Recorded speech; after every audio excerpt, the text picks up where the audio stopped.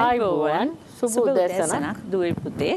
ස්වාධීන රූපවාහිනී සේවය මගින් ගෙනෙනු ලබන තක්ෂිලාව අධ්‍යාපන සත්කාරක වැඩසටහනේ අලුත් ඉතිහාසයේ පාඩමකට පිවිසෙන්නයි අදත් අපිත් සූදානම් වෙන්නේ. මා සමග සිටිනවා බලංගොඩ ආනන්ද මෛත්‍රිය විදුහලේ අරුන්දති සූරිය පටබැඳි ගුරු මහත්මිය. මේ මාස කීපය පුරාම අපි දෙන්නම එකතු වෙලා පාඩම් ගණනාවක් ඔබට ඉදිරිපත් කරා. 10 පෙළපොත ඇසුරින් ඉදිරිපත් කරපු ප්‍රශ්න තියෙනවා. 11 පෙළපොත ඇසුරින් ඉදිරිපත් කළ ප්‍රශ්න තියෙනවා. ඒ හැම ප්‍රශ්න ඉදිරිපත් කළේ පාඩම් ඇසුරේ. අද අපි බලාපොරොත්තු වෙන්නේ ඔබේ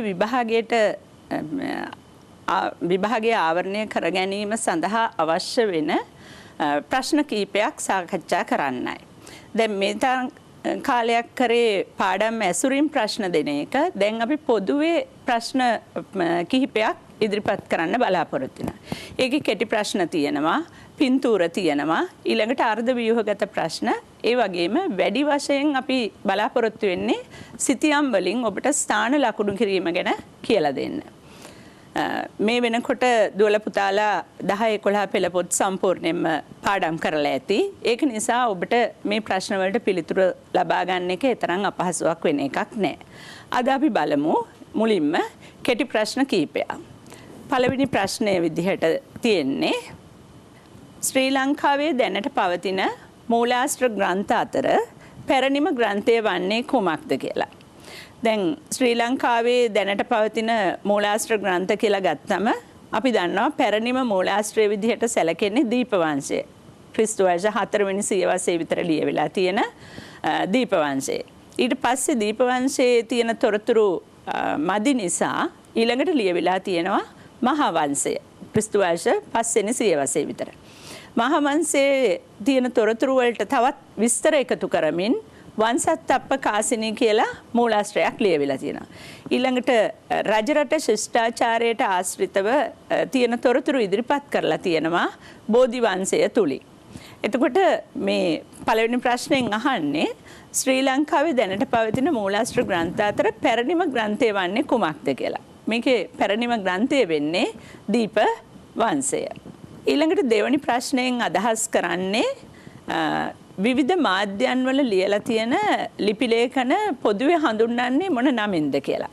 දැන් මේකේ උත්තර 4ක් දීලා තියෙනවා. ශිරා ලේඛන, පැරණි ලේඛන, අභිලේඛන, බ්‍රහ්මීය ලේඛන. දැන් මේ ලේඛන පොදුවේ ගල්වල කොටලා තියෙන හින්දා අපි පුරුදු වෙලා තියෙන්නේ මේවට ශිලා ලේඛන කියන්න. නමුත් ගල්වල විතරක් නෙමෙයි කොටවලා තියෙන්නේ. විවිධ ද්‍රව්‍ය තියෙනවා. රන් සන්නස්සල තියෙනවා, තඹ තහඩුවල තියෙනවා, ඊළඟට බිත්තිවල තියෙනවා. ඒ විදිහට විවිධ ස්ථානවල තියෙනවා. ඒකෙන් හින්දා මේවා පොදුවේ හඳුන්වන්නේ අභිලේඛන කියලා. ඊළඟට තුන්වෙනි ප්‍රශ්නය අනුරාධපුර මහා විහාරයට අනුබද්ධව තිබූ පිරිවනක් නොවන්නේ මින් කුමක්ද කියලා අහන්නේ. මේ ප්‍රශ්න රටාවේ දකින්න තියෙනවා මේ බහුවර්ණ ප්‍රශ්න පත්‍රයේ මේ නොවන්නේ කියන වචනේ සම්බන්ධ කරලා එන ප්‍රශ්න කීපයක් එනවා. එතකොට අනුරාධපුර මහා විහාරයට සම්බන්ධ නැති පිරිවෙන විදිහට හඳුන්වන්නේ මේ කෑරගල ප්‍රදේශයේ තියෙන කෝට්ටේ යුගයට සම්බන්ධ වෙන පද්මාවති පිරිවෙන. ඊළඟට හතරවෙනි ප්‍රශ්නය පහත සඳහන් වාසස්ථාන අතරින් වෙරළාශ්‍රිත එලිමහන් කඳවුරු ගණයට අයත් නොවන වාසස්ථානය කුමක්ද කියලා. දැන් මේවා පූර්ව ඓතිහාසික යුගය හා සම්බන්ධ තොරතුරු දකින්න තියෙන්නේ. මිනිහා ගල්කන්ද, බුන්දල, රංචාමඩම, පතිරාජවල. මේ ස්ථාන තුනක්ම දක්වලා තියෙන්නේ වෙරළ ආශ්‍රිත ප්‍රදේශවල. මිනිහා ගල්කන්ද, බුන්දල, පතිරාජවල. රංචාමඩම තියෙන්නේ බලංගොඩ ආශ්‍රිත ප්‍රදේශයේ. ඒකෙන් හින්දා මේකේ එලිමහන් කඳවුරු ගණයට අයත් නොවන වාසස්ථානය තමයි රංචා මඩම. ඊළඟ ප්‍රශ්නය වෙන්නේ යා කිරීමක් තියෙන්නේ. එක පැත්තක තියෙනවා වචනයකින් දක්වන අර්ථ දක්වන සිදුවීම්, වයි පැත්තේ තියෙනවා අසා දෙක, නටා දෙක, රූපා දෙක, පනා දෙක. අනිත් පැත්තේ තියෙනවා කාසි අච්චු ගැසීමේ අංශ ප්‍රධානී, වෙළඳ කටයුතු භාර ප්‍රධානී, ඇත් අංශයේ ප්‍රධානී, අශ්ව අංශයේ ප්‍රධානී, නාට්‍ය අංශයේ ප්‍රධානී. දැන් මේක යා කරාම අස අධික කියලා කියන්නේ අශ්ව අංශයේ ප්‍රධානි. නට අධික කියලා කියන්නේ නාට්‍ය අංශයේ ප්‍රධානි. රූප අධික කියලා කියන්නේ කාසි අච්චු ගැසීමේ ප්‍රධානි. පණ අධික කියලා කියන්නේ වෙළඳ කටයුතු භාර ප්‍රධානි. මේකේ පිළිතුර වෙන්නේ තුන්වෙනි පිළිතුර. අපි දැන් බහුවර්ණ ප්‍රශ්න මේ තව කීපයක් බලමු. මෙතන කියලා තියෙනවා ජීවිතය ලැබුගින්නකට හසු වරාමලක් සේ අස්තිර යන අදහස දෙන කවියක් ඇති සෙල්ලිපිය හමු වී ඇත්තේ කිනම් ස්ථානයකින්ද කියලා. දැන් අනුරාධපුර යුගයේ පොළොන්නරු යුගයේ කවිත් නිර්මාණය වෙලා තියෙනවා සාහිත්‍යයට අදාළව. සාහිත්‍ය ග්‍රන්ථ, ගද්‍ය ග්‍රන්ථ වගේම පද්‍ය ග්‍රන්ථත් තියෙනවා. සීගිරි ගී වලට අමතරව දැන් මේ 9 වෙනි සියවසේ ලියපු සෙල්ලිපියක් තමයි මේ කවිය මේ අර්ථය දක්වන කවිය තියෙනවා කියන්නේ. අභයගිරි විහාර භූමියෙන් තමයි හම්බෙලා තියෙන්නේ. ඒ සෙල්ලිපිය තියෙනවා ජීවිතය අස්තිරයි කියලා. ඒක උපමා කරලා තියෙන්නේ ලැබුගින්නකට හසු වෙච්ච වරා මලක් වගේ කියලා. ඊටාම సౌందర్యාත්මක අදහසක් දෙන කවියක් විදිහට ඒක ප්‍රසිද්ධයි. ඔබේ 10 වෙනි ශ්‍රේණියේ පෙළ පොතේ සඳහන් වෙනවා මේ සිද්ධිය. මේක නිවැරදි පිළිතුර වෙන්නේ 4 වෙනි පිළිතුර. අභයගිරි විහාර භූමියෙන් තමයි මේ සෙල්ලිපිය හම්බෙලා තියෙන්නේ. ඊළඟට 7 වෙනි ප්‍රශ්නය පත්තිනි දේවාලයක් විවෘත කිරීම සඳහා දකුණු ඉන්දියාවේ චේර රාජ්‍යයට ගියා යයි සැලකෙන අනුරාධපුර රාජ්‍ය පාලකයා කවුද? දැන් දකුණු ඉන්දියාවේ චේර රාජ්‍යයේ සෙන්ගුට්ටුවාන් කියන රජතුමා පත්තිනි දේවාලයක් හදලා ඒකේ පැවතිච්ච උත්සවයකට අපේ රටේ පළවෙනි ගජබා රජතුමාට ආරාධනා කරලා තියෙනවා. ඔහු මේ උත්සවයට සහභාගී වුණා කියලා සීලප්පදිකාරම් කියන ද්‍රවිඩ ග්‍රන්ථයේ සඳහන් වෙලා තියෙනවා. ඒතර පළවෙනි ගජබා රජු තමයි නිවැරදි පිළිතුර. ඊළඟට කාලිංග මාග පොළොන්නරුව පාලනය කරන සමයේ යාපහුවේ පාලන කටයුතු කළ පාලකයා කවුද? දැන් පොළොන්නරු රාජධානිය 1215 වෙනකොට කාලිංග මාග කියන දරුණු ආක්‍රමණිකයා අත්පත් කරගත්ත කියන එක සුප්‍රකට කරුණක්. එතකොට ඊට පස්සේ අපේ රටේ අරාජික තත්වයක් ඇති වෙනවා. කාලිංග මාග තමයි පොළොන්නරුවේ ඉන්නේ. අනිත් ප්‍රදේශවල තරම් පාලනයන් තිබුණේ නැහැ මේ විධිමත්ව. එතකොට මේ ටිකක් කල් යනකොට වන්නි පාලකයෝ තැන්වල ගම් කීපයක් එකතු කරගත්ත තැන්වල පාලන කටයුතු කරලා තියෙනවා. ඊටත් අමතරව ප්‍රාදේශීය පාලකයන් වශයෙන් බලවත් වෙලා 4 දෙනෙක් ඉඳලා තියෙනවා. එක්කෙනෙක් තමයි විජේබාහු දඹදෙණිය, ඊළඟට මිනිපේ සංකසෙනෙමි, ගෝවින්ද මලේ බුවනික බාදිපාද, යාපහුවේ සුබසෙන්පති කියලා. ඒතර මේ යාපහුව කියන ඒ ශේෂ කන්ද ඒ ප්‍රදේශය ආශ්‍රිතව ඒ පාලන කටයුතු ගෙන ගිය පාලකයා තමයි සුබසෙන්පති. යාපහුවට අපි සුබ පබ්බත කියලා කියනවා, සුන්දරගිරි කියලා කියනවා. එතකොට ඒ ප්‍රදේශයේ හිටියේ ඒ ප්‍රාදේශීය පාලකයා තමයි සුබසෙන්පති. ඊළඟට 9 වෙනි ප්‍රශ්නය තීරු ගැලපීමක් තියෙන්නේ. තීරුවේ සඳහන් සාහිත්‍ය කෘතිවල කතුවරුන් තීරුවෙන් ගලපා නිවැරදි පිළිතුර තෝරන්න කියලා. හුඟක් වෙලාවට අපි දකිනවා බහුවර්ණ ප්‍රශ්න පත්‍රයේ ප්‍රශ්න 44 මේ සාහිත්‍ය කෘති සම්බන්ධ කරලා ප්‍රශ්නයක් අනිවාර්යයෙන්ම ඇතුළත් කරන බව. ඉතින් හුඟක් වෙලාවට ඒක මේ වගේ යා කිරීමක් සම්බන්ධව එනවා. අපි බලමු තීරුවේ තියෙන්නේ ග්‍රන්ථ අමාවතුර කාව්‍යශේඛරයේ බුදුගුණ අලංකාරයේ සුභාෂිතය. තීරුවේ තියෙනවා ඒවා ලියපු කතුවරු තොටගමුවේ ශ්‍රී රාහුල, අලගියවන්න මුඛවැටි, වැත්තෑවේ හිමි, වීදාගම මෛත්‍රී හිමි, ගුරුළු ගෝමී. දැන් අමාවතුර කියන කෘතිය ලිව්වේ පොළොන්නරු යුගයේදී ගුරුළු ගෝමී කියන පඬිවරයා. බුදුරජාණන් වහන්සේගේ පුරුෂ ධම්ම සාරථී ගුණය ඉස්මතු කරලා පෙන්වන්න තමයි මේ ග්‍රන්ථය ලියලා තියෙන්නේ. ඊළඟට කාව්‍යශේඛරයේ ලිව්වේ කෝට්ටේ යුගයේ හිටපු තොටගමුවේ ශ්‍රී රාහුල හිමි. බුදුගුණ අලංකාරයේ ලිව්වේ කෝට්ටේ යුගයේමයි, වීදාගම මෛත්‍රී හිමි. සුභාෂිතේ ලියුනේ සීතාවක යුගයේ කතුවරයා අලගියවන්න මුඛවැටිතුමා. දැන් මෙතන යා කිරීම කරාම නිවැරදි පිළිතුර වෙන්නේ 3 වෙනි පිළිතුර EADB කියන පිළිතුර. ඊළඟට 10 වෙනි ප්‍රශ්නය දඹුලු විහාර පර්වත ලිපියේ පර්වත රාජ යන නමින් හඳුන්වා ඇති රජතුමා කවුද? විවිධ සෙල් ලිපිවල විවිධ මේ තොරතුරු අපිට ලබා ගන්න පුළුවන්. එතකොට ඒ වගේ සෙල් ලිපියක් දඹුලු විහාරයේ තියෙන පර්වත ලිපියේ තියෙනවා. ඒකේ පර්වත රාජ කියලා හඳුන්වලා තියෙනවා රජ කෙනෙක්. ඒ රජතුමා තමයි කූට කන්නතිස්ස රජතුමා. ඊළඟට 11 වෙනි ප්‍රශ්නය 11 වෙනි ප්‍රශ්නයට අදාළ තොරතුරු කීපයක් දක්වලා තියෙනවා ABCD කියලා. චෝල පාලකයන් පරදා රට එක්සේසත් කිරීම, අවසානයේට මෙරට එක්සේසත් කිරීම, කාලිංගමාග චන්ද්‍රබානු යන ආක්‍රමණිකයන් පළවා හැරීම, උඩරට රාජ්‍යයේ නව රාජවංශයක් ආරම්භ කිරීම. දැන් මේකේ ප්‍රශ්නය අහන්නේ පහත සඳහන් කාර්යයන් හා සම්බන්ධ රජවරු කාල අනුපිළිවෙලට ගැලපුව විට නිවැරදි පිළිතුර.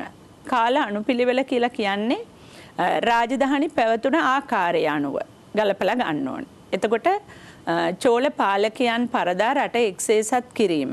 ඒක සිද්ධ වෙන්නේ පළවෙනි විජයබාහු රජුරන්ගේ කාලෙදී. අවසානයේට මෙරට එක්සේසත් කිරීම. ඒ සිදුවීම වෙන්නේ 6 වෙනි පරාක්‍රමබාහු රජුරන්ගේ කාලේ. කාලිංග මාග චන්ද්‍රබානු යන ආක්‍රමණිකයන් පළවා හැරීම.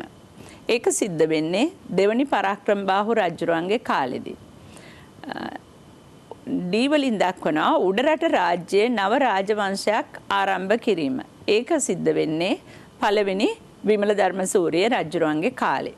එතකොට මේකේ පොළොන්නරු යුගයේ තමයි චෝල පාලකයන් පරදලා රට එක්සේසත් කරේ පළවෙනි විජයබාහු.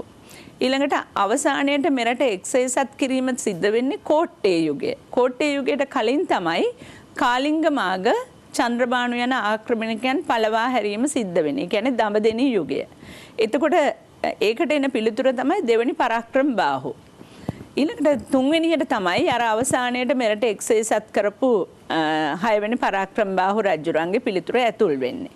උඩරට රාජ්‍යයේ නව රාජවංශයක් ආරම්භ කිරීම දක්වන්නේ පළවෙනි විමල ධර්මසූරිය රජුරුව. එතකොට මේකේ නිවැරදි පිළිතුර වෙන්නේ තුන්වෙනි පිළිතුර. පළවෙනි විජයබාහු, දෙවෙනි පරාක්‍රමබාහු, 6 වෙනි පරාක්‍රමබාහු, පළවෙනි විමල ධර්මසූරිය. මේ වගේ ප්‍රශ්නයක් තියෙනකොට දූල පුතාලා මතක තියාගන්න මේකේ තියෙන පිළිවෙල නෙවෙයි යුග ගැන සැලකිලිමත් වෙන්න. ඊළඟ ප්‍රශ්නය ජනතාව විසින් අතහැර දැමූ ගම් වැව් අතීතයේදී හැඳින්වුවේ කුමන නමකින්ද කියලා. මේකේ පිළිතුරු කීපයක් තියෙනවා. නියම් ගම්, පට්ටාන ගම්, කේවට්ට ගම්, ඔලගම් කියලා. මේකේ අතහැරලා දාපු ගම් විදිහට හඳුන්වන්නේ ඔලගම් කියන එක. ඊළඟට 13 වෙනි ප්‍රශ්නේ තියෙන්නේ යා කිරීම.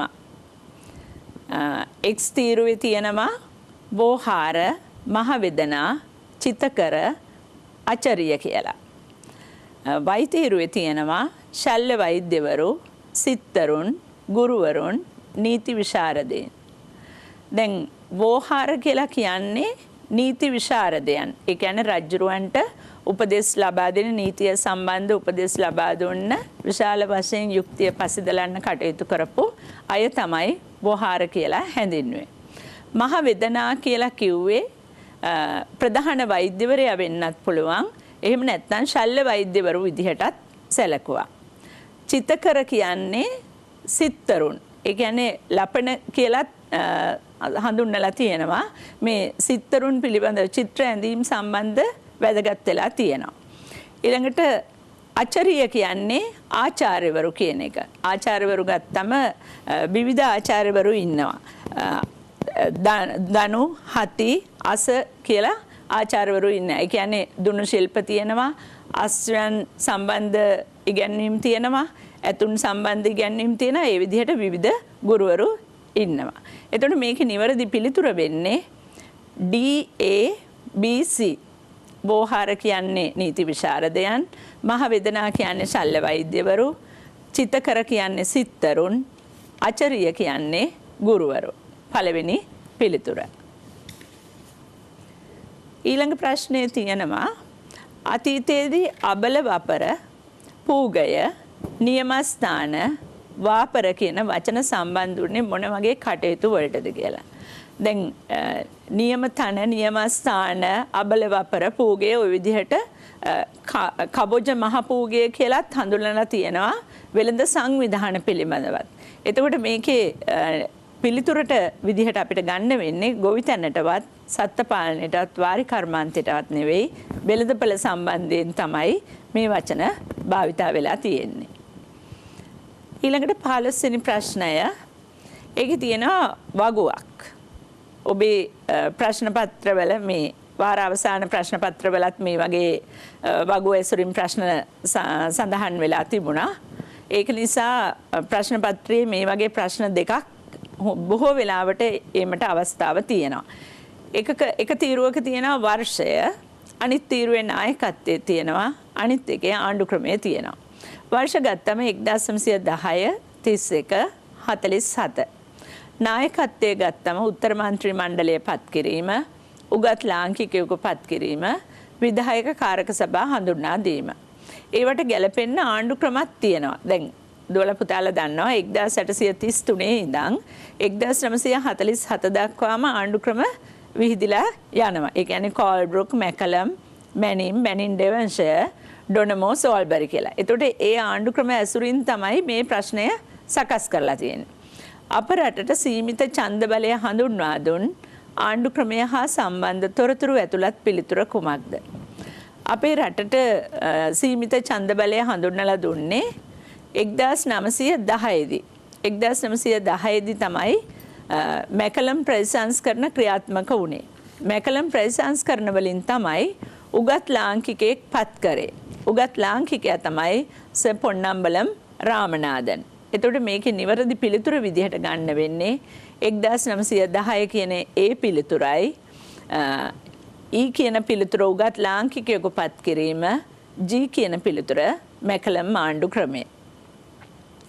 ඊළඟ ප්‍රශ්නය අප රටට සර්වජන ඡන්ද බලය හඳුන්වා දුන් ආණ්ඩු ක්‍රමය හා සම්බන්ධ තොරතුරු ඇතුළත් පිළිතුර කුමක්ද?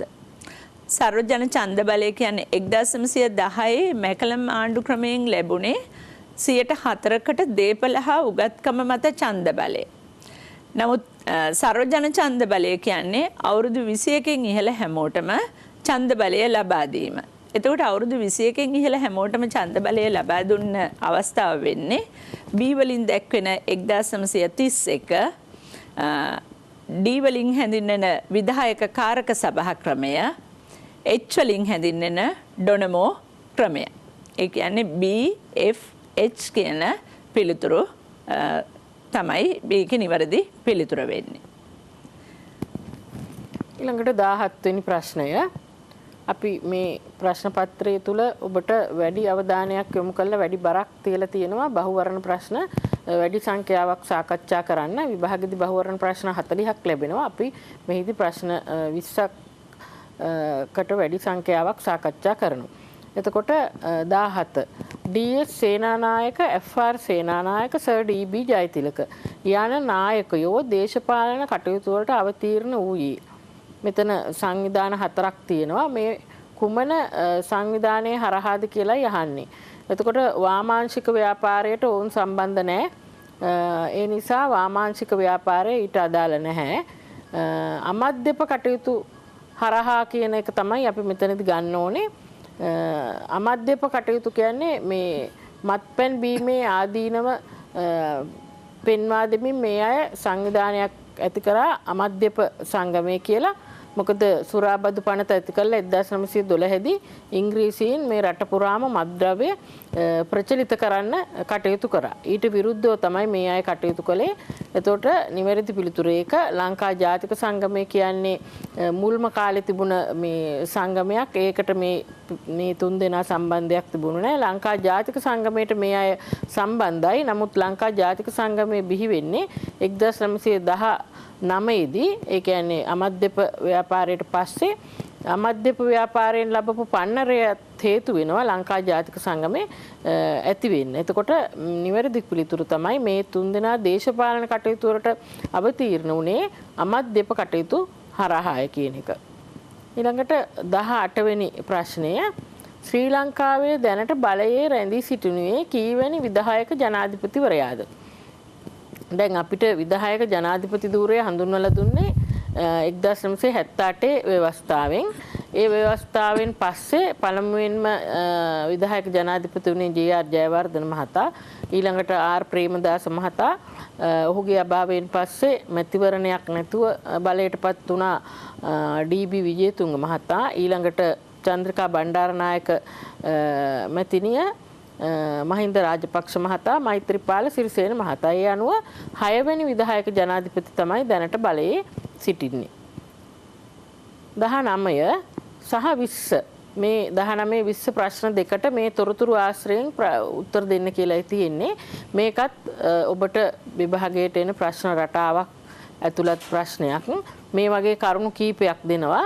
දීලා අපි මේ අහලා තියෙන ආකාරයට ප්‍රශ්න අහනවා. දැන් මෙතන තියෙන කරුණු 6ක් තියෙනවා. පැරිස් සාමගිවිසුම, සාමය ඉඩම් සහ ආහාර ඉල්ලා උද්ඝෝෂණ, 7 අවුරුදු යුද්ධය, කෙරෙන්ස්කිගේ తాවකාලික ආණ්ඩුව, මාර්තු හා ඔක්තෝබර් විප්ලව, නියෝජිතයන් නැතිනම් බදුත් නැත කියලා. දැන් පැරිස් සාමගිවිසුම සම්බන්ධ වෙන්නේ ඇමරිකානු නිදහස් සටනට. ඇමරිකාව නිදහස ඉල්ලලා ඒගොල්ලෝ ප්‍රකාශනයකුත් නිකුත් කරා අපි නිදහස් ජාතියක් කියලා. නමුත් ඒක බ්‍රිතාන්‍ය පිළිගත්තේ නැහැ. පස්සේ නොඑක් වර තිබුණ සාකච්ඡා වලින් පස්සේ පැරිස් සාමගිවිසුම අත්සන් කරා 1783 දී. ඒක එතකොට සම්බන්ධ වෙන්නේ ඇමරිකන් නිදහස් සටනට. සාමය ඉඩම් සහ ආහාර ඉල්ලලා උද්ඝෝෂණ කරේ මේ රුසියන් විප්ලවයේදී. දැන් ප්‍රංශ විප්ලවයේදී නිදහස, සමානාත්මතාවය සහ සහෝදරත්වය වගේ මේගොල්ලන්ගේ මේ සටන් පාඨය උනේ මේ රුසියන් විප්ලවයේ සාමය ඉඩම් සහ ආහාර. පළමුවන ලෝක යුද්ධයට සම්බන්ධ වෙලා හුඟක් දුක්ඛිත ජීවිත ගත කරමින් හිටපු නිසා සාමය තිබුණේ ඒ රටේ, ආහාර තිබුණෙත් නැහැ. ඉඩම් සියල්ල රදලයන්ට අයිති වෙලා තිබුණ නිසා මිනිසුන්ට ඉඩම් තිබුණෙත් නැහැ. මේවා තමයි මිනිස්සු ඉල්ලලා උද්ඝෝෂණ කරේ.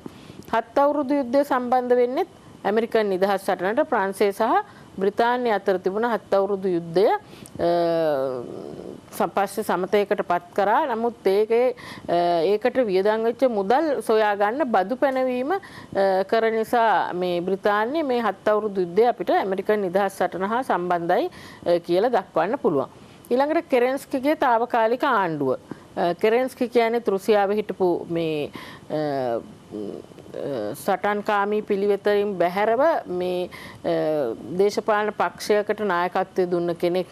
ලෙනින් එක්කම එකට තමයි හිටියේ මේ කෙරෙන්ස්කි. නමුත් ලෙනින්ගේ මේ මතය උනේ විප්ලවයක් කරලා රාජ්‍ය බලය ලබා ගන්න ඕනේ කියන එක. නමුත් කෙරෙන්ස්කි කිව්වේ ඒ වෙලාවට මිනිසුන්ට උද්ගත වන ප්‍රශ්නවලට විසඳුම් දීම තුලින් ප්‍රශ්න විසඳන්න කියලා. මේ මතවාද දෙකේ ගැටුම නිසා පස්සේ ලෙනින්ගේ නායකත්වය යටතේ බෝල්ෂෙවික් පක්ෂය හැදුනා. කෙරෙන්ස්කිගේ නායකත්වය යටතේ මෙන්ෂෙවික් කියන පක්ෂය ගොඩ නැගුණා. එතකොට කෙරෙන්ස්කි පස්සේ මාර්තු විප්ලවයෙන් පස්සේ తాවකාලික ආණ්ඩුවක් පිහිටෙව්වත් රුසියානු ජනතාවගේ ප්‍රශ්නවලට විසඳුම් ලබා දෙන්න බැරි වීම නිසා ඒක අසාර්ථක වුණා.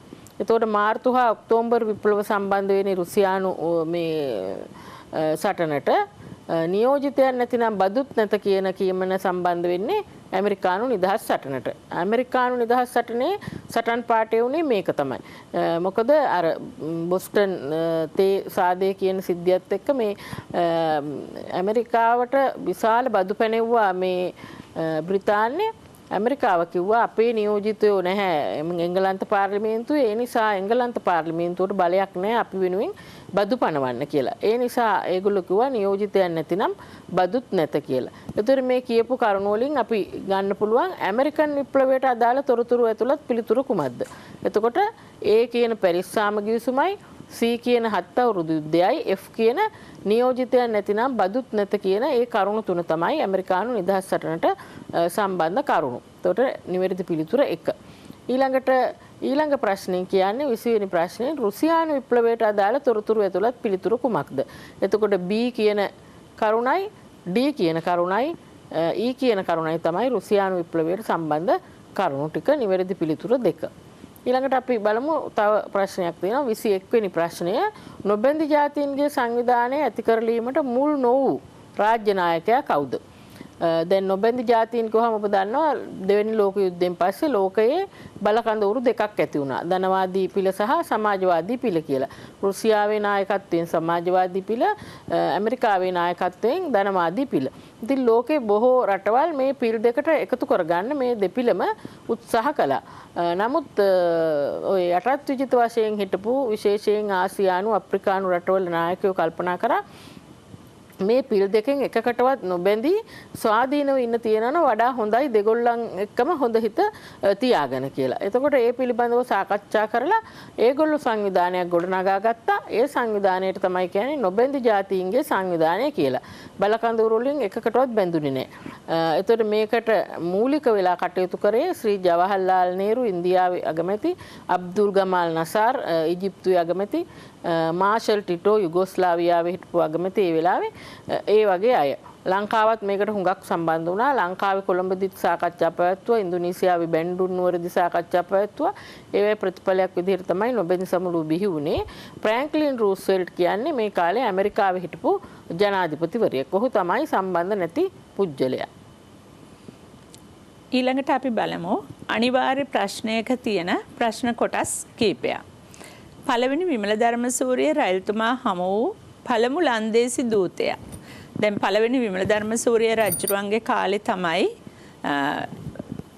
අවස්ථා දෙකකදීම 1594 දී 1602 දී පෘතුගීසින් උඩරට ආක්‍රමණය කරේ. 1594 දී ෆේරෝ ලොපෙස් ද සූසා යටතේ ආක්‍රමණය කරා. 1602 දී ඩොන් ජෙරනිමෝ අසවේදු යටතේ ආක්‍රමණය කරා. මේ වෙලාවේදී රජුරන්ට අවශ්‍ය වුණා ඊළඟ විදේශ කණ්ඩායමත් එක්ක සම්බන්ධ වෙන්න. ඒ වෙලාවේදී රජුරම්බ මුණ ගැහෙන්න ආපු ලන්දේසි ඕලන්දේ ජාතිකයන්ගෙන් සමන්විත ලන්දේසි දූතයෙක් විදිහට හඳුන්වන්නේ සීබෝල් ද වාට්. සීබෝල් ද වාට් ආවට පස්සේ ටික කාලෙකින් එයත් එක්කම තව කීප දෙනෙක් එනවා. නමුත් ඒ මේ සාකච්ඡා පැවැත්වීම ඒ තරම් සාර්ථක වෙන්නේ නැහැ. ඒකින්ද පළවෙනි විමල ධර්මසූරිය රජුරුවන්ගේ කාලෙදී ලන්දේසින් ලංකාවට සම්බන්ධ වෙන්නේ වරින් වර ඇවිත් ගියාට දෙවනි රාජසිංහ කියන්නේ තවත් රජවරු කීප දෙනෙක්ගෙන් පස්සේ කාලෙකදී තමයි ලන්දේසින් ලංකාවේ පෘතුගීසින්ව එළවලා දාලා ලන්දේසින්ගේ බලය ව්‍යාප්ත කරගන්නේ. ගම්පල රාජ්‍ය සමයේදී මෙරටට පැමිණි අරාබි ජාතික දේශ ගවේෂකයා. ගම්පල රාජ්‍ය සමයේදී මෙරටට පැමිණි අරාබි ජාතික දේශ ගවේෂකයා තමයි ඉබන් බතුතා. ඉබන් බතුතා අරාබියේ ඉඳන් ඇවිල්ලා ලංකාවේ විවිධ ස්ථානවලට ගිහිල්ලා තියෙනවා. ඒ වගේම ලංකාවේ තොරතුරු එයාගේ සංචාරක ගමන් වලින් ගත්ත අත්දැකීම් සියල්ලම විදේශ මූලාශ්‍ර වශයෙන් භාවිතා කරන්න පුළුවන් වෙලා තියෙනවා. එයා එක අවස්ථාවකදී කියලා තියෙනවා කුණාගර් කියලා රාජ්‍යයක් තිබුණ සමයේදී ආර්ය සකාවර්තී කියලා පාලකයෝ ඇවිල්ලා මේ රාජ්‍යවලට බලපෑම් කරලා බටහිර වෙරළ ප්‍රදේශයේ ආර්ථිකය කඩාවට්ටලා තියෙනමයි කියලා. ඒ කියන්නේ මුතු වගේ දේවල් ලබාගෙන ඒගොල්ලන්ට අවශ්‍ය විදිහට ඒ කටයුතු කරගෙන තියෙනමයි කියලා. එතකොට ඒකේ නිවැරදි පිළිතුර වෙන්නේ ඉබන් බතුතා. ඊළඟ ප්‍රශ්නය ජනාධිපතිවරණයකින් තොරව මෙරට විධායක ජනාධිපති වූ ජනාධිපතිවරයා. දැන් අරුන්දති මිස් කලින් කිව්වා මෙරට ජනාධිපතිවරණයකින් තොරව ජනාධිපති වුණේ ඩී.බී. විජේතුංග මහතා. පැසිස්ට්වාදී දේශපාලන පක්ෂයේ නායකයා. පැසිස්ට්වාදී දේශපාලනයක් බිහි වුණේ දෙවනි ලෝක සංග්‍රාම කාලෙදී. දෙවනි ලෝක සංග්‍රාම කාලෙදී පැසිස්ට්වාදී දේශපාලනයක් බිහි වුණේ ඉතාලියේ. ඉතාලියේ තමයි බෙනිටෝ මුසලීනි බිහි වුණේ. අපි දැන් පින්තූරයක් ආශ්‍රිතව තියෙන ප්‍රශ්න 4ක් බලමු. ඔබට අර අනිවාර්ය ලකුණු 12 ලබා දෙනකොට අර මේ කෙටි ප්‍රශ්න 4ක මේ ප්‍රශ්නයකුයි ඊළඟට පින්තූර 2ක් ආශ්‍රිතව ඉතුරු ප්‍රශ්න 8 අහන්නේ. එක පින්තූරයකින් ප්‍රශ්න 4ක්. අපි බලමු දැන් මේ පින්තූරයෙන් අහන ප්‍රශ්න 4. මේ පින්තූරයෙන් දැක්වෙන්නේ කවුද? මේ පින්තූරයෙන් දක්වලා තියෙන්නේ පළමුවන ලෝක යුද්ධය හා සම්බන්ධ ඕස්ට්‍රියාවේ හිටපු ඔටුන්න හිමි කුමාරයා ෆ්‍රාන්ස් ෆර්ඩිනන්ඩ් කියන කුමාරයා. ඊළඟට ඔහුව ඝාතනය කළේ කුමන නගරයේදීද? මේක සුප්‍රකට කරුණක් මේක මේ බොහෝම මේ ප්‍රචලිතයි හැම දෙනෙක්ම දන්නවා මේ සිසුන් මොහු ඕස්ට්‍රියාවේ සිට සංචාරයක නිරත වුණා බොස්නියාව කියන රටේ. එහෙදී සර්බියානු ජාතිකයන් දෙදෙනෙක් විසින් මොහුව ඝාතනය කළා. ඒ මේ සිද්ධිය සිද්ධ වුණේ සරයේවෝ කියන නගරයේදී. සරාජීවෝ කියලා කියනවා. එහෙම නැත්නම් සරයේවෝ කියන නගරය තමයි නිවැරදි පිළිතුර. ඊළඟට තුන්වෙනි ප්‍රශ්නය ඔහු අයත් රට කුමක්ද? ඔහු අයත් රට තමයි ඕස්ට්‍රියාව. ඕස්ට්‍රියාවේ ඔටුනෝ හිමි කුමාරයා කියලායි අපි කියන්නේ. ඊළඟට ඔහුව මරා දැමීම නිසා ඇති වූ ප්‍රතිඵලය කුමක්ද? ඔහු මරා දැමීම නිසා තමයි පළමුවන ලෝක යුද්ධය පටන් ගන්න. ඒ කියන්නේ පළමුවන ලෝක යුද්ධයට බලපාපු ආසන්නතම හේතුව තමයි මේ ෆ්‍රාන්ස් ෆර්ඩිනන්ඩ් කුමාරයා සහ ඔහුගේ බිරිඳ දෙදෙනාවම මරා දැමීම. මේ තව පින්තූරයක් ඔබට පෙන්නනවා. පෙළපොතේ තියෙන පින්තූරය තමයි කලින් අපි පෙන්වුවේ. මේ පින්තූරයත් ඒ මේ ෆර්ඩිනන්ඩ් රජතුමාගේ පින්තූරයක්. ඊළඟට අපි බලමු තවත් පින්තූරයකින් තියෙන ප්‍රශ්න දෙක. ප්‍රශ්න 4ක් දක්වනවා. ඒකෙන් පළවෙනි ප්‍රශ්න දෙක. මෙම රූපයෙන් දැක්වෙන්නේ කුමක්ද? මේ රූපය තමයි එක්සත් ජාතීන්ගේ සංවිධානයට සම්බන්ධ කරලා තියෙන ලාංඡනය. ඒ කියන්නේ එක්සත් ජාතීන්ගේ නිල ලාංඡනය. මේක පෙන්නනවා රට ලෝකයේම සම්බන්ධ කරලා තියෙන ආකාරයක් පෙන්නනවා. ඊළඟට ඔලිව් කොළ පෙන්වුම් කරලා තියෙනවා. ඒ ආකාරයට දක්වලා තියෙන්නේ මේ එක්සත් ජාතීන්ගේ සංවිධානයේ ලාංඡනය. මේ එක්සත් ජාතීන්ගේ සංවිධානය කියන එක බිහි වුණේ 1941 විතර ඉඳන් තමයි අට්ලාන්ටික් ප්‍රඥප්තිය අත්සන් කරපු තැන ඉඳන් තමයි මේ සංවිධානය ගොඩනැගෙන අවස්ථාව ආවේ. ඒ කියන්නේ දෙවැනි ලෝක සංග්‍රාමය සිද්ධ වෙමින් පැවතුන කාලෙදී. දෙවැනි ලෝක සංග්‍රාමය 1939 ඉඳන් 45 වෙනකන් තියුණා. 1941 තමයි මේ අට්ලාන්ටික් ප්‍රඥප්තියට අත්සන් කරන්නේ ප්‍රධාන රාජ්‍යයන් කීපයක් එකතු වෙලා. මෙම සංවිධානයේ මූලස්ථානය පිහිටා ඇත්තේ කොහේද? මේ සංවිධානයේ මූලස්ථානයේ පිහිටවල තියෙන්නේ ඇමරිකාවේ නිව්යෝර්ක් නුවර. ඒකෙම තවත් ප්‍රශ්න දෙකක් තියෙනවා. 1943 දී මෙම සංවිධානයේ පිහිටුවීමට මූලික සාකච්ඡා පැවැත්වුවේ කොහේද? මූලික සාකච්ඡා පැවැත්වුව ස්ථානය ගැන යහන්නේ. පැවැත්වන්න මුල් වෙච්ච තුන්දෙනා තමයි ඇමරිකාවේ ජනාධිපති රූස්වෙල්ට්, බ්‍රිතාන්‍ය අගමැති වින්සන් චර්චිල්, රුසියාවේ නායක ජෝසප් ස්ටාලින් කියන තුන්දෙනා. මේ තුන්දෙනා එකතු වෙලා සාකච්ඡා පැවැත්වුවේ ටෙහෙරාන් නුවරදී. ඉරානයේ ටෙහෙරාන් නුවරදී. මෙහි ආරම්භක සමාජික රටවල් ගණන කීයද? මෙහි ආරම්භක සමාජික රටවල් ගණන 51ක් කියනවා. හැබැයි ආරම්භයේදීම සැන් ෆ්‍රැන්සිස්කෝ ප්‍රඥප්තියට අත්සන් කරනකොට මුලින්ම තියුණේ රටවල් 50යි. පෝලන්තය තමයි 51 වෙනි සමාජිකයා වෙන්නේ. පෝලන්තයේ තියුණ දේශපාලන අර්බුදකාරී වාතාවරණය වෙනස් වුණාට පස්සේ තමයි පෝලන්තයේ 51 වෙනි සමාජිකයා විදිහට එක්සත් ජාතීන්ගේ සංවිධානයට සම්බන්ධ වෙන්නේ. ඊළඟට බලමු තවත් පින්තූරයක්. පුජ්‍යලයක් ඉන්න පින්තූරයක් මේකත්. මෙම පින්තූරයෙන් දැක්වෙන තැනැත්තා කවුද? මෙම පින්තූරයෙන් දැක්වෙන්නේ මහත්මා ගාන්ධිතුමා. ඊළඟට අහනවා මොහු කුමන ජාතිකයෙක්ද? මොහු ඉන්දියානු ජාතිකයෙක්. ඊළඟට තුන්වෙනි කොටසෙන් අහනවා මෙතුමා අනුගමනය කළ ප්‍රතිපත්තිය කුමක්ද? මොහු බ්‍රිතාන්‍යයන්ට විරුද්ධව ඉන්දියාවට නිදහස ලබා ගන්න හුඟක් කැප වෙලා කටයුතු කරපු පුජ්‍යලෙක්. හැබැයි සටන්කාමී ප්‍රතිපත්තියක් නෙමෙයි අනුගමනය කළේ. අවිහිංසාවාදය තුලින් තමයි සියලු ඉල්ලීම් දිනා ගැනීමට මොහු කටයුතු කළේ. කිසිවෙකුට හිංසාවක් නැතුව ආයුධ වලින් තොරව තමන්ගේ ඉල්ලීම් ඉදිරිපත් කරමින් සාකච්ඡාවලට ඉඩ ලබා ගනිමින් ඒ වගේ අවිහිංසාවාදය තුලින් තමයි තමන්ගේ ප්‍රතිපත්තිය ගෙන ගියේ. ඔහු ලංකාවට පැමිණියේ කිනම් වර්ෂයේදීද? එතකොට ගාන්ධිතුමා සහ ශ්‍රී නේරු යන දෙදෙනා ලංකාවට පැමිණලා දින කීපයක් ගත කරලා තියෙනවා. ලංකාවේ මිනිස්සුන්ටත් ලංකාවේ ජනතාවට තමන්ගේ නිදහස අධිරාජ්‍යවාදයෙන් ගැලවෙන්න අවශ්‍ය පන්නරය ලබා දෙන්න මේ අය මේ ජනතාව හමු වෙලා කතා පවත්වලා ඒ වගේ කටයුතු කරලා තියෙනවා. 1927 දී තමයි එතකොට මොහු ලංකාවට පැමිණිලා තියෙන්නේ. ඊළඟට අපි බලමු තවත් පින්තූරයක්. දුවලා පුතාලට පේනවා ඇති ඔබේ පෙළ පොතේ තියෙන මේ පින්තූරය. මේක මේ පින්තූරයෙන් දැක්වෙන්නේ කුමක්ද කියලා අහනවා. මේ පින්තූරයෙන් දැක්වෙන්නේ බැස්ටිලේ කියන සිරගෙදර. ඒ කියන්නේ මේක සම්බන්ධ වෙන්නේ ප්‍රංශ විප්ලවයට.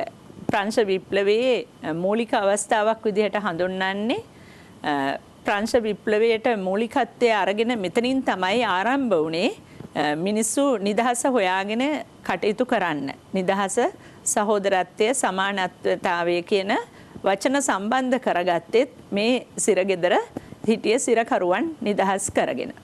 මේ පිහිටි රට කුමක්ද? මේක පිහිටි රට තමයි ප්‍රංශය. ඊළඟට තුන්වෙනි ප්‍රශ්නය, මෙම ස්ථානයට පහර දීමට එහි සිටි සිරකරුවන්ව නිදහස් කරගත්තේ කිනම් දිනයකදීද? ප්‍රංශ විප්ලවය ඇති වුණේ 1789 දී. එතකොට 1789 ජූලි 14 වෙනිදා තමයි මේ බැස්ටිලේ කියන සිරගෙදරට පහර දීලා සිරකරුවන් නිදහස් කරගත්තේ. මේ සිරගෙදර පුරාම හිටියේ බොහෝ දුරට අහිංසක මිනිසුන්ව තමයි සිරකරුව විදිහට හිටියේ. ඒකට හේතුව තමයි මේ ප්‍රංශයේ මේ කාලේ රජ කරේ බූබෝන් පෙළපතේ ලුවි රජවරු. ලුවි රජවරුන්ගේ හිතුවක්කාර පාලනයට විරුද්ධ වෙන රජුරුවන් විවේචනය කරන කුඩා හරි වැරද්දකට අහු වෙන කෙනෙක්ව මේ බැස්ටිලේ කියන හිරගෙදර රඳවලා තිබ්බා. ඒක හින්දා තමයි සාමාන්‍ය ජනතාව මේ සිරකරුවන් නිදහස් කරගන්න කටයුතු කරේ. මෙම ස්ථානයේ ජනතාව රඳවා තිබූ පාලකයා කවුද? ඒ තමයි 16 වෙනි ලුවි රජුරුව. 16 වෙනි දැන් බූබෝන් පෙළපතේ 14 වෙනි 15 වෙනි 16 වෙනි කියලා ලුවි රජවරු ඉන්නවා. මේ 16 වෙනි ලුවි රජුරුවන්ගේ කාලේ තමයි බොහෝ දුරට ප්‍රංශයේ මේ වගේ විප්ලවයක් ඇති වෙන්න තරම් අවස්ථාව ඇති වුණේ. මොකද ලුවි රජුරුව කියන්නේ හිතුවක්කාර විදිහට පාලනය ගෙන ගිය Tamanට අවශ්‍ය විදිහට කටයුතු කරපු කෙනෙක්. දොළ පුතාලට මතක ඇති පහුගිය පාඩම් වලින් අපි මේ ප්‍රංශ විප්ලවය, ඇමරිකන් විප්ලවය, රුසියන් විප්ලවය වගේ පාඩම් වලින් මේවා කියලා දුන්නා. ඊළඟට අපි නැවත මේ බලනවා අර කෙටි ප්‍රශ්න 4ක්. ඒ කියන්නේ ඔබට ලකුණු 12ක් ලැබෙන්නේ අපි කිව්වා පින්තූරු දෙකයි කෙටි ප්‍රශ්න 4යි ඒ තියෙන මේ කොටසින්. ඒ කියන්නේ අනිවාර්ය ප්‍රශ්නයට ලකුණු 30ක් ලැබෙනවා. ලකුණු 30න් ලකුණු 12ක් ලංකා සිතියමට 6ක් ලෝක සිතියමට ඉතුරු ලකුණු 12 තමයි මේ අනිවාර්ය ප්‍රශ්නයේ මේ පින්තූර දෙකයි කෙටි ප්‍රශ්න 4ටයි ලැබෙන්නේ. ඉතින් ඊටාම පහසුයි මේ කෙටි ප්‍රශ්න ටිකයි පින්තූර දෙකටයි ලකුණු ලබා ගන්න. දැන් අපි ප්‍රශ්න පත්‍ර සියල්ලේම සාකච්ඡා කරලා තියෙන විශාල ප්‍රමාණයක් කෙටි ප්‍රශ්නත් මේ පින්තූරත්. ඉතින් ඒ ලකුණු 30ම ඔබට ඉතා පහසුවෙන් ලබා ගන්න පුළුවන් මේ සිතියන් කෙරෙහි ටිකක් අවධානය යොමු කළාම. ඇත්තටම අපි උත්තර පත්‍ර ලකුණු කරන්න ගියාම දකිනවා සමහර සිසුන් ඉන්නවා මේ ලකුණු 30ම ලබා ගන්නවා. මේ කිසි අපහසුතාවයකින් තොරව මේ ලකුණු 30 ලබා ගන්න සිසුන් රාශියක් ඉන්නවා. ඉතින් ඒ නිසා ඔබටත් පුළුවන් මේ පිළිබඳව උනන්දු වෙන්න. දැන් අපි මේ සාකච්ඡා කරපු මේ කෙටි ප්‍රශ්න ටික හරි මේවා අවධානය කරලා අපි දැන් හුඟක් තව කරුණුත් කියලා දෙමින් යන්නේ. ඒ පිළිබඳව සැලකිලිමත් වුණොත් ලකුණු ලබා ගැනීම ඉතාම පහසුයි. අපි බලමු මේ කෙටි ප්‍රශ්න 4. ලංකාවේ ප්‍රථම අග්‍රාණ්ඩුකාරවරයා ලෙස පත් වූ තැනැත්තා. දැන් අග්‍රාණ්ඩුකාර ධූරයක් අපේ රටට හඳුන්වලා දෙන්නේ සෝල්බරි ආණ්ඩු ක්‍රම ව්‍යවස්ථාව හඳුන්වලා දෙනකොට. ඊට කලින් හිටියේ 1833 කෝල්බ්‍රූක්ගේ ඉඳලම ආණ්ඩුකාරවරු. ආණ්ඩුකාර ධූරය නැති කරලා අග්‍රාණ්ඩුකාර ධූරය කියලා ධූරයක් ඇති කරනවා සෝල්බරි ආණ්ඩු ක්‍රමෙන්. ඒවකට ආණ්ඩුකාරවරයා වශයෙන් හිටපු හෙන්රි මේසන් මෝ කියන තැනැත්තා, ඒ කියන්නේ සුදු ජාතිකයෙක් තමයි අග්‍රාණ්ඩුකාරවරයා වශයෙන් පත් කරන්නේ. ඊට පස්සේ තමයි සෝල්බරි සාමි මේ අග්‍රාණ්ඩුකාරවරයා වෙන්නේ. ඔබේ පෙළ පොත්වලත් තියෙනවා මේක හෙන්රි මේසන් මූව. මොකද සමහර අය සෝල්බරි සාමි කියලා මේක වරදවා ගන්න අවස්ථා තියෙනවා. ඊළඟට හේමමාලා සහ දන්ත යුවල දළදාව රැගෙන මෙරටට ගොඩබට වරාය. මේ දෙදෙනා ඉන්දියාවේ ඉඳලා දළදා වර්ගන ඇවිල්ලා ලංකාවට ගොඩ බැස්සේ නැගෙනහිර වෙරළේ ත්‍රිකුණාමලයට පහළින් තියෙන ලංකා පටුන කියලා ඒක ඇත්තටම වරායකටත් වඩා තොටුපළක් වගේ ස්ථානයක්. වර්තමානයේ වාකරේ වගේ නමකින් තමයි හඳුන්වන්නේ. එතකොට ලංකා පටුන තමයි ඒ ගොඩබට වරායට කියන නම. ඊළඟට C ඇමරිකන් ජනපද වලින් බදු අය කර ගැනීමට නව බදු පැන වූ බ්‍රිතාන්‍ය අගමැති.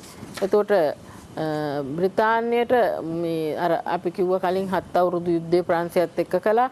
ඉතින් හුඟක් ආර්ථික මේ අවපාත ඇති වුණා. එතකොට ඇමරිකන් ජනපද වලින් බදු අය කරගෙන ඒ හුඟක් ප්‍රශ්න විසඳ ගන්න බ්‍රිතාන්‍ය උත්සාහ කළා. ඒ වගේ ඒ කාලේ බ්‍රිතාන්‍යයේ හිටපු අගමැතිවරයා ඇමරිකන් ජනපද වලින් බදු අය කරන්න බදු සහ ඒවා අය කරන්න පනත් කීපයක් පැනෙවුවා. ඒ පනත් පනවලා තොර ජෝර්ජ් ග්‍රැන්විල් තමයි ඒ අගමැතිවරයාගේ නම. ජෝර්ජ් ග්‍රැන්විල් ඒ කාලේ හිටපු අගමැති. ඊළඟට කාන්තාවන් විසින් තම ඇස්පිහාටු වර්ණ ගැන්වීම සඳහා භාවිතා කළ ලෝහ කූරක් හමු වී ඇති ස්ථානය. එතකොට මේක ලංකාවේ මේ කැණීමකදී හම්බෙච්ච මේ ස්ථානයක්. දැන් අපි මෑත කාලෙක අපිට හම්බෙච්ච ඉතා වැදගත් ස්ථානයක් තමයි රංචා මඩම කියන ස්ථානය. මේ රංචා මඩම තියෙන ඇඹිලිපිටියට ඉතා ආසන්නව මේ උඩ රංචා මඩම කියන තැනින් හම්බෙලා තියෙනවා මේ ගෙදරක්. නිවාසනයක් කියලා පෙළ පොතේ සඳහන් කරලා තියෙන මේ ගෙදර හම්බෙලා තියෙනවා මේ මැටි භාජනයක්. මේක මේ මැටි භාජනයේ කැබලි වලට කැඩිලා ගිහිල්ලා ඒක ලස්සනට අලවලා අපිට පේනවා ඒක සකපෝරුවකින් හදන්නේ නැති කියලා තමයි විශ්වාස කරන්නේ. ඒ තරම්ම මේ සියුම්ම ඒක නිර්මාණය කරලා තියෙනවා. එන්නේ ඒ උඩ රංචා මඩ මේ නිවාසනයෙන් තමයි හම්බෙලා තියෙන්නේ මේ ලෝහ කූරක්. කාන්තාවන් ඇස්පිහාටු වර්ණ ගැන්වීමට භාවිතා කරපු. ඒ වගේම හම්බෙලා තියෙනවා මේ ඇඟේ මේ විවිධ දේවල් ආලේප කරන්න භාවිතා කරපු මේ ගල් විශේෂ වගේක්. ඒක උරච්චි කරන්න තව ගලක් හම්බෙලා තියෙනවා. ඒ වගේ දේවල් මේ ස්ථානයෙන් හම්බෙලා තියෙනවා. එතකොට අපිට පේනවා ඒ කාලයේ කාන්තාවනුත් දැන් අපිට සංදේශ කාව්‍ය වලිනුත් පේනවනේ මේ කාන්තාවන් ඒ රූපලාවන්‍ය කටයුතු පිළිබඳව හුඟක් උනන්දුවෙන් කටයුතු කරලා තියෙනවා කියලා. එතකොට මේ අවස්ථාවත් හොඳ උදාහරණයක්. මේ ප්‍රාග් ඓතිහාසිකයෝගේ සිටම කාන්තාවන් මේ විදිහේ දේවල් කරලා තියෙනවා කියන එක පිළිබඳව. ඊළඟට අපි බලමු අර්ධ ව්‍යුහගත ප්‍රශ්නයක්. අර්ධ ව්‍යුහගත ප්‍රශ්නයක පළවෙනි කොටස. රුසියන් පාලකයෝ විශාල අධිරාජ්‍ය පාලනයට සම්බන්ධ කරගත් ආයතන තුන කුමක්ද? රුසියන් පාලකයෝ කියලා ගත්තම රුසියාවේ සාර් පාලකයෝ තමයි මේ විශාල අධිරාජ්‍ය පාලනය කරේ. දැන් ලෝක යුද්ධ ඇතිවෙන්න කලින් අවස්ථාවලදී විවිධ අධිරාජ්‍ය තියුණා. රුසියාවත් විශාල රාජ්‍යයක්. ඒ වගේම ඕස්ට්‍රියාව, ඒ වගේම තුර්කිය, ඒ විදිහට විශාල අධිරාජ්‍ය ගණනාවක් තිබුණා. දැන් රුසියන් පාලකයෝ කියන්නේ ඒකාධිපති විදිහට කටයුතු කරපු පුද්ගලයෝ. එතකොට ඒගොල්ලන් තමන්ගේ පාලනයට යොදාගත්ත අංශ තුනක් තිබුණා. ඒ තමයි හමුදාවයි, පොලිසියයි, රහස් පොලිසියයි.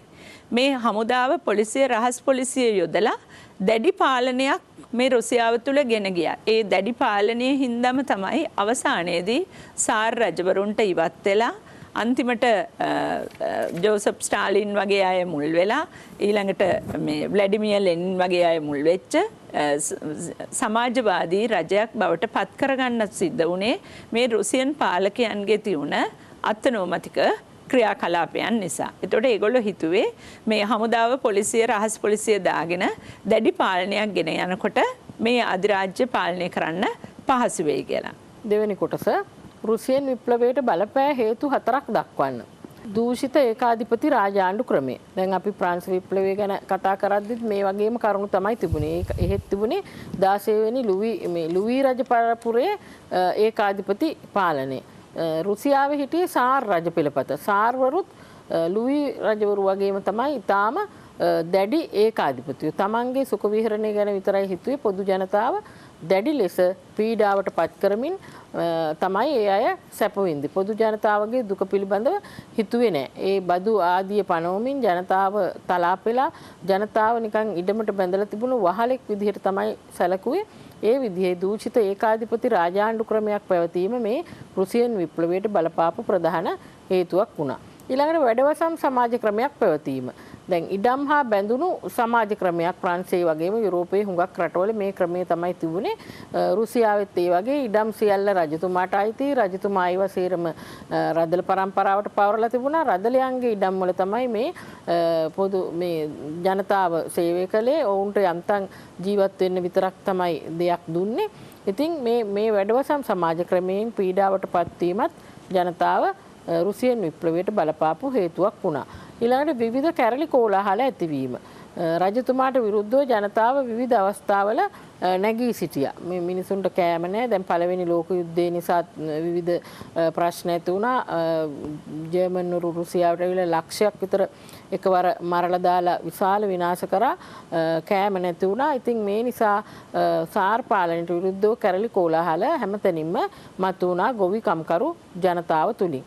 ඊළඟට ජනතාව සංවිධානාත්මකව පෙළ ගැසීම. ජනතාව නිහඬව හිටියේ නෑ. සංවිධානාත්මක වුණා. විශේෂයෙන් මධ්‍යම පන්තියටත් සුළු පිරිසක් හිටියා. ඒගොල්ලෝයි ගොවියන් සහ කම්කරුවන් සංවිධානාත්මකව පෙළ ගැසීමත් රුසියන් විප්ලවයට බලපාපු හේතුවක්. ඊළඟට ඒ ප්‍රශ්නේ තුන්වෙනි කොටස 1917 මාර්තු හා ඔක්තෝබර් විප්ලවයන් කෙටියෙන් විස්තර කරන්න. ලකුණු 5ක් ලැබෙන ප්‍රශ්නයක්. කරුණු දෙකට ලකුණු 2යි විස්තරයට ලකුණු 3යි වශයෙන් ලැබෙනවා. අපි බලමු මාර්තු විප්ලවය කියන එක කොයි ආකාරයෙන්ද සිද්ධ වුණේ කියලා. දැන් මාර්තු විප්ලවය කියන එක මුලින්ම ආරම්භ කරේ රෙදි කම්මලක වැඩ වර්ජනයක් විදිහට. මේ රෙදි කම්මලක වැඩ වර්ජනයක් විදිහට පටන් අරන් මේ වර්ජනය දවස් 3ක් යනකොට මුළු රුසියාව පුරාම ව්‍යාප්ත වෙන්න පටන් ගත්තා.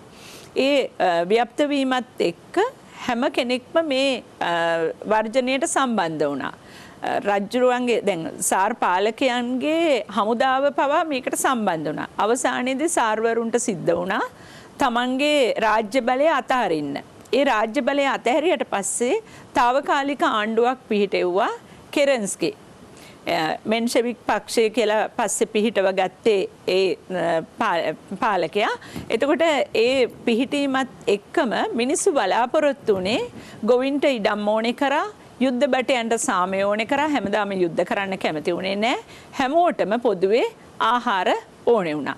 දැන් සටන්කාමින්ගේ බලය වැඩි වෙනකොට මේ මාර්තු මාසේ තමයි මේක සිද්ධ වුණේ. මේක ඒ නිසා මාර්තු විප්ලවය කියලා හඳුන්වනවා. නමුත් මේ తాවකාලික ආණ්ඩුවක් පිහිටව ගත්තට ඒක ඒ තරම් සාර්ථක වුණේ නැහැ. මේ වෙලාවේදී ක්‍රියාත්මක වුණ ව්ලැඩිමියර් ලෙනින් තීරණය කරලා තියුණා මේ தත්ත්වය වෙනස් කරන්න ඕනේ කියලා. දැන් මාර්තු විප්ලවයේ අවසාන වෙනකොට කෙරන්සිගේ පිහිටව ගත්ත මේ తాවකාලික රජයට වැඩිය ලෙනින් තීරණය කරා මේ වෙලාවේ අපි රාජ්‍ය බලය ලබා ගත්තේ නැත්නම් අපිට කිසිම කෙනෙක්ගෙන් මේකෙදි සාධාරණත්වයක් වෙනුවෙන් කටයුතු කරා කියලා කියන එකක් නැහැ කියලා. ඒකින්ද බෝල්ෂෙවික් පක්ෂය පිහිටුවගෙන ලෙනින් කම්කරු රජයක් පිහිටවන්න කටයුතු කරා. ඒ කටයුතු කරාම සෝවියට් මණ්ඩල පිහිටව ගත්තා. දැන් කලින් තිබුණ తాවකාලික රජයක මෙන්ෂෙවික්වරුන්ට වැඩිය මේ බෝල්ෂෙවික්වරුන් සමාජයට මිනිස්සුන්ට හිතවත් වුණා. ඒ වගේම මේ සමාජවාදී කටයුතු වලදී බොහෝ දුරට බෝල්ෂෙවික්වරුන්ගේ තීරණ තීන්දුවලට සාමාන්‍ය ජනයාගේ කැමැත්තක් ලැබුණා. මහජනතාව දැනගත්ත බෝල්ෂෙවික්වරුන්ගෙන් සමාජයට හිතකරදායක තත්ත්වයක් ඇති වෙනවයි කියලා. ඒකින්ද ව්ලැඩිමියර් ලෙනින්ගේ නායකත්වයෙන් මේ 1910 දී සමාජවාදී රජයක් බවට පත් කරගන්න මේ ඔක්තෝබර් විප්ලවය තුලින් පුළුවන්කම ලැබෙනවා.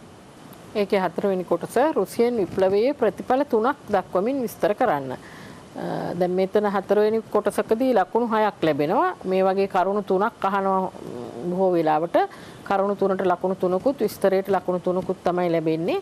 දැන් රුසියන් විප්ලවයේ ප්‍රතිඵල හැම විප්ලවයකින් පස්සේ විශේෂ වූ ප්‍රතිඵල ලැබෙනවා. දැන් අපි දන්නවා ඇමරිකන් නිදහස් සටන, ප්‍රංශ විප්ලවය, ඉංග්‍රීසි විප්ලවය, ඒ වගේ විප්ලව තුලින් ජනතාව තමයි විවිධාකාරයේ අයිතිවාසිකම් දිනාගන්නේ. ඉතින් ඒ වගේම රුසියන් විප්ලවය මේ අවසන් වුණාට පස්සේ රුසියානු ජනතාවටත් විවිධ අයිතිවාසිකම් ලැබෙනවා. මේක අනෙක් ලෝකයේ ඇතිවෙච්ච අනෙක් විප්ලව වලට වඩා විශේෂයක් වෙන්නේ ලෝකේ පළමු වතාවට සමාජවාදී රාජ්‍යයක් බිහි වෙන්නේ මේ රුසියන් විප්ලවයෙන් පස්සේ 1917. එතකොට ලෙනින්ගේ නායකත්වයෙන් තමයි මේ බොල්ෂෙවික් රජය පිහිටුවන්නේ. ලෙනින් එක කාලයක් රටින් පිටුවහල් කරනවා. නමුත් ඔහු සාර් රජතුමා ඒ රටින් පලා ගියාට පස්සේ නැවත රුසියාවට ඇවිල්ලා මේ කටයුතු සංවිධානය කළා. මෙච්චර විශාල රටක් රුසියාව කියන්නේ ඒ කාලේ. එතකොට මේ බෝල්ටික් මුහුදේ ඉඳලා පැසිෆික් සාගරය දක්වා ඉතාම විශාල රටක්. ඒ කියන්නේ මුළු ලෝකයෙන් 6න් එකක භූමි ප්‍රමාණයක් රුසියාවට අයත්ව තිබුණා ඒ කාලේ. එතකොට ඒ මුළු මේ විශාල භූමි ප්‍රදේශයකින් එහෙම එක දවසින් සියලු මේ ඒ කියන්නේ සාර් පාලනයට තිබුණ ඒ පාලන කටයුතු තමන්ගේ අතට අත්පත් කරගන්න ලෙනින්ගේ පක්ෂය සමත් වුණා. එතකොට සමාජවාදී රජයක් පිහිටුවා. ඒකෙන් අදහස් කරේ අර පෞද්ගලික ඉඩම් අයිතිය. මිනිසුන්ට තිබුණ ගොඩාක් දැඩි ප්‍රශ්නයක් තමයි ඉඩම්. ඒ ඉඩම් සියල්ල මේ රජයට අයිතිව බවට පත් කරා. පොදු දේපල බවට පත් කරලා හැම දිනාටම සමසේ භුක්ති විඳින්න පුළුවන් විදිහට සමූහ ගොවිපළවල් ඇති කරා. මුල් කාලේ ඇති කරේ කුඩා ගොවිපළවල්. ඊට පස්සේ සමූහ ගොවිපළවල් ඇති කරා. හැම දිනාටම සමාන අයිතිවාසිකම් සමාන දැන් ඉහළ ශ්‍රේණිවල රැකියා පහළ ශ්‍රේණිවල රැකියා තිබුණට සමාජයේදී සියලු දෙනාම එක විදිහට සලකන සමාජයක් තමයි ඇති වුණේ. පන්ති රහිත සමාජයක් කියලා අපි එතනදි කියන්නේ. පන්තියක් නැහැ, පෞද්ගලික දීපල නැහැ, සියල්ල පොදු. මේ සෑම දෙනාටම එක විදිහට සලකන රාජ්‍යයක්. එතකොට ඉඩම් වගේම කර්මාන්ත ශාලාත් ජනසතු කරා.